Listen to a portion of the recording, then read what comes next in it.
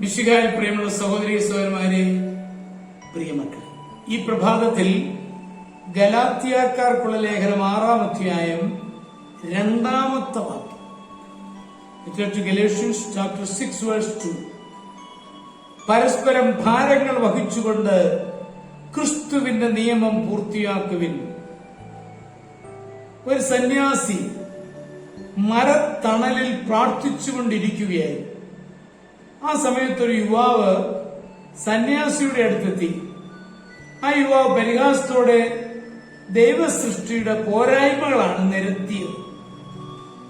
യുവാവിന്റെ മുഖ്യ പരാതി വലിയ മാവിൽ ചെറിയ മാങ്ങയും ചെറിയ മത്തയിൽ വലിയ മത്തങ്ങയും നൽകിയ ദൈവത്തിന്റെ വികൃതമായ കരവേലയെക്കുറിച്ചായിരുന്നു. സന്യാസിയാകട്ടെ അത് നന്മയ്ക്കാണെന്ന് യുവാവിനെ പറഞ്ഞു മനസ്സിലാക്കാൻ ശ്രമിച്ചു.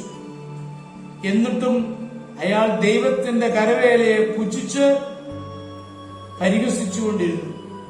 പെട്ടെന്ന് മാവിൽ നിന്നും ഒരു മാങ്ങ അടർന്ന് അയാളുടെ തലയിൽ വന്ന് വീണു. കരഞ്ഞുകൊണ്ട് അയാൾ മുകളിലേക്ക് നോക്കി. അപ്പോഴാണ് അയാൾക്ക് വലിയ മരത്തിൽ ചെറിയ കായും ചെറിയ മരത്തിൽ വലിയ കായം സൃഷ്ടിച്ച ദൈവത്തിന്റെ മഹത്വം മനസ്സിലാവുന്നത്.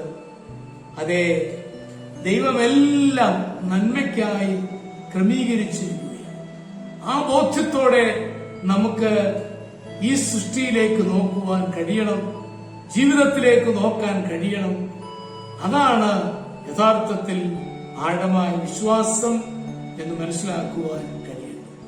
നമ്മുടെ കർത്താവ് യേശു മിശിഹായുടെ കൃപയും പിതാവായ ദൈവത്തിന്റെ സ്നേഹവും പരിശുദ്ധാത്മാവിന്റെ സഹവാസവും പരിശുദ്ധ അമ്മയുടെ മധ്യസ്ഥതയും നിങ്ങളെല്ലാവരോടും കൂടി ധാരാളമായിട്ടുണ്ടായിരിക്കട്ടെ, എപ്പോഴും എപ്പോഴും എന്നേക്കും.